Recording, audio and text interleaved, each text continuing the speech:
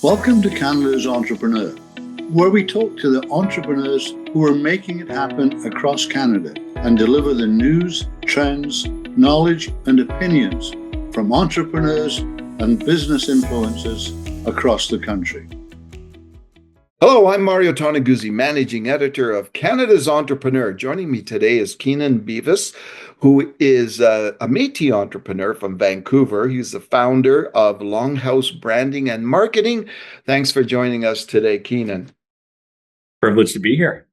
All right, I'm going to also add a few other things about you. You're an alumni at EY's Entrepreneurs Access Network, and most importantly, you're the 2025 Young Indigenous Entrepreneur Award winner from the Canadian Council for Indigenous Business. Wow, been quite a year for you, I guess, right? We're having a really fun year. We're working very hard, and that hard work is paying off with some of these, call them accolades, if you will. Yeah. Makes me happy. Let's talk, first of all, a little bit about your background before we get into your company. But I understand by your bio that you started entrepreneurial journey by selling T-shirts on YouTube. Well, T-shirts and YouTube, really. So, and yeah. I've learned that you never know how the things you learn when you're younger are going to affect you when you're older. I had a lot of time on my hands, and there was all these like YouTubers that I was looking up to. There was one guy named like James at War, another one like Smosh was a really popular one. And I wanted to be a YouTuber. I had access to a camera and I had very little video skills. So my videos were terrible, like super embarrassing. It was me doing like Katy Perry parody songs. Oh, yeah. And like dancing around on a trampoline with like a penguin stuffed animal. I was 12. But I still wanted all the views. So how did I find a way to do that? I learned something called search engine optimization.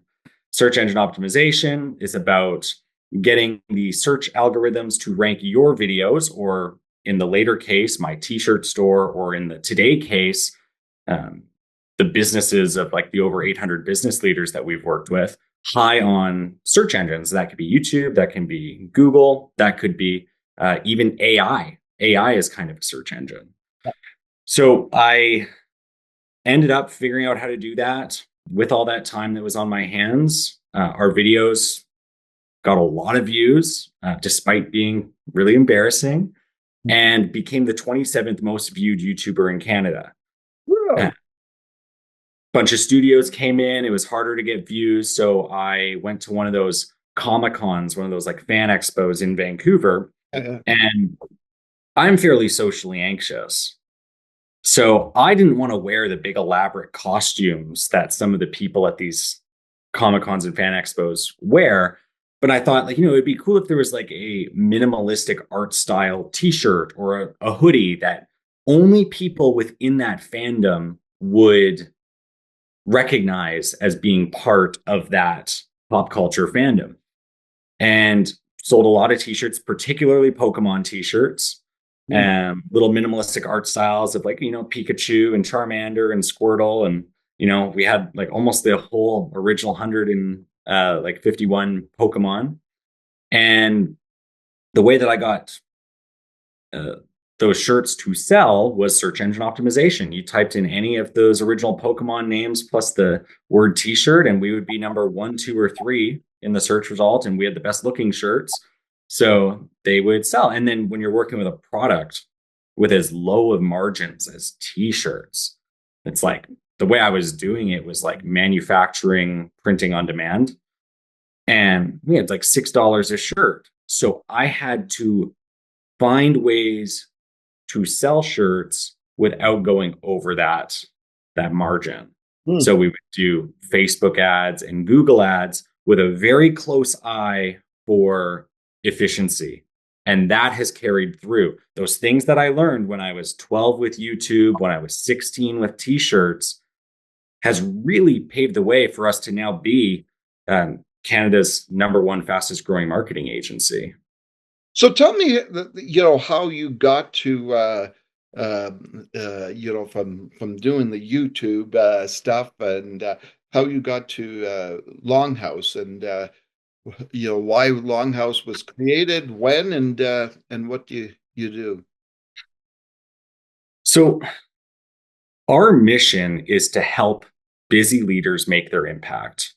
We notice that all these busy business and community leaders, they're trapped by their to-do list, and they can feel stuck wearing so many different hats, and they're incredibly competent.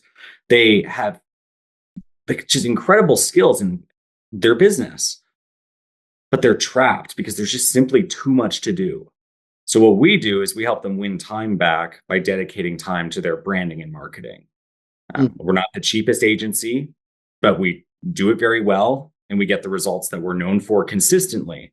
And really, at the end of the day, people are willing to pay to get this done well because they know that a great website or a great brand or a efficient ad campaign or search engine optimization strategy, they know it's going to grow their business more than what they're paying us. And at the end of the day, that's what we do. And tell me, throughout, through your entrepreneurship, your association with EY and the Entrepreneur Access Network, what does that mean for you? I'm very grateful to EY, not just for sponsoring the CCIB National Young Indigenous Entrepreneur of the Year Award, but also for the Entrepreneur Access Network, EAN. As part of that, they pair you with a EY mentor. So mine was Greg Noble. And similar to what I was saying about like what we serve in the business world, which is helping these busy leaders, being an entrepreneur can be very lonely. And no one can do everything by themselves. So when you have, say, an EY mentor, for myself, Greg, he's seen every business question, every one of these business battles before. And when I have questions about, hey, what's it like to engage an intellectual property lawyer? What's it like to, what happens in this accounting situation or this legal environment or this legislative environment? He's seen all those battles before. And what that does is the quantifiable benefits really not just for me, the connection, but it's also the peace of mind knowing that I have this connector there that has answered these questions before and has helped other people transform their businesses through it. That's value to an entrepreneur like me. Do you think every entrepreneur needs like a mentor of sorts, whether it's a mentor or whether it's like a business coach? There's a lot of those around these days. Do you think every entrepreneur needs one? I'll take that even one step further, Mario. I think every entrepreneur needs a mentor, but also a mentee. The amount of value that you get from both of those is unquantifiable. What, when on your journey, what was the biggest challenge for you as an entrepreneur? Learning to delegate and learning that that's okay. The transformation that was hardest in our business was a couple years ago. We went from a team of 5 to a team of 12 in a matter of 6 months. And the business model only worked if we did that jump that drastically. And the big difference is the functions in the business that the leader, the CEO, the founder plays. At that point in the business, when there was 5 people on the team, everyone essentially had to be a generalist. So I was doing business development, sales, I was doing project management, and I was doing a little bit of specialist work. You're spread so thin, you're wearing too many hats. Yeah. What we needed to do was get me focused on one core function in the business. And, my core competency would have been business development. But at the end of the day, going through another growth phase, what we now need to do is get me out of business development so I can work on long-term strategy. And we lost 40% of our clients during that transition. Hmm. And that was a very scary time. And that's important in those situations to have someone that you can turn to, whether that's a mentor, but then also to have a mentee that watches you go through that transformation. Because then when they're at that stage of their business or in their professional development, they can then come to you knowing that you've seen that battle before. Hmm. We lost 40% of our monthly clients, who we call partners, because they were used to working with me. I was their project manager. I had a way of speaking with them. And, it would have felt like a downgrade of service. They were actually getting an upgrade of service because my time was spread so thin that there was no possible way I was doing Hmm. 10 out of 10 service for them. Yeah. So now I was bringing in a full salaried person to be their project manager and a full salaried person to be their dedicated specialist for the services that we were offering, whether it was web, ads, SEO, etc. So it would have felt possibly like a downgrade, at least at the face, but they were getting an upgrade. And we got our business back within 3 months because I was focused on what needed me most in the business. Hmm. Interesting. Yeah. Now I understand, you're involved in giving back to the community, and I wanted you to talk specifically, sorry, about the Longhouse Business Award and what that is. So we found that Indigenous youth are very underrepresented in tech and marketing, and we've wanted to break down that barrier a little bit. Not just financial. It is 5 $2,000 cash prizes that can be used for tuition or as a little bit of a boost to a young entrepreneur's entrepreneurial endeavors. But beyond that, it also includes a full day of workshops in some of the skills that we think are relevant to the digital economy of today. So storytelling and marketing, web design in 2025, search engine optimization, advertising. And we feel that when we can help people both with the financial portion of that barrier, but then also the skill gap, that's going to make the biggest impact. Mm-hmm. Yeah. Now, where did you grow up, by the way? I grew up mostly in Langley, which is about 45 minutes outside of Vancouver. Okay. And was the Indigenous culture always part of your life? It was not a part of my life. I was not raised in our culture. My mom was even raised in her culture. And that really is a testament to the destruction of cultural assimilation. My grandfather was, he got pretty abused in the school system. And at the age of like 13, 14, we're not quite sure. He essentially ran away to work at a logging camp for quite a while. And he was taught that being Indigenous was bad. And that affected the way that he raised his 5 daughters. And, as a product of that, my mom wasn't then able to raise me with much of a cultural understanding. And fortunately, about a decade ago, I was given a really great opportunity. I went to my local Métis Society with Chea and was looking for ways to get involved and learn more about that side of myself. And they were offering Cree classes. And there was the president there at the time, Glenn O's. He was my conversation buddy there. He made me feel comfortable.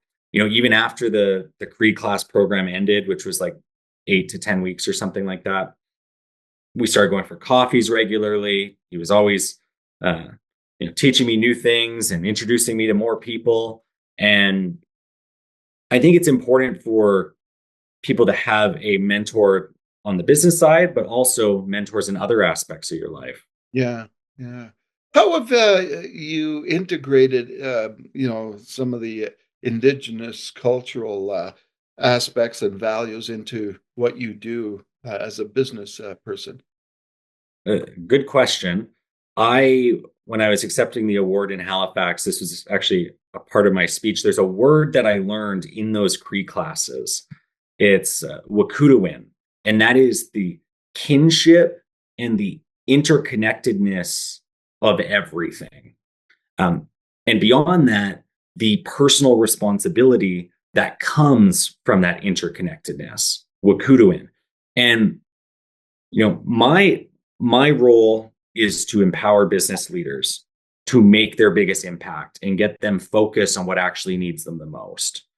And when business leaders are focused on making their biggest impact, that's when society gets better. That's when their kids get to go to college. That's when they go on family vacations. That's when they employ people in the Canadian economy. We want the Canadian economy to keep growing.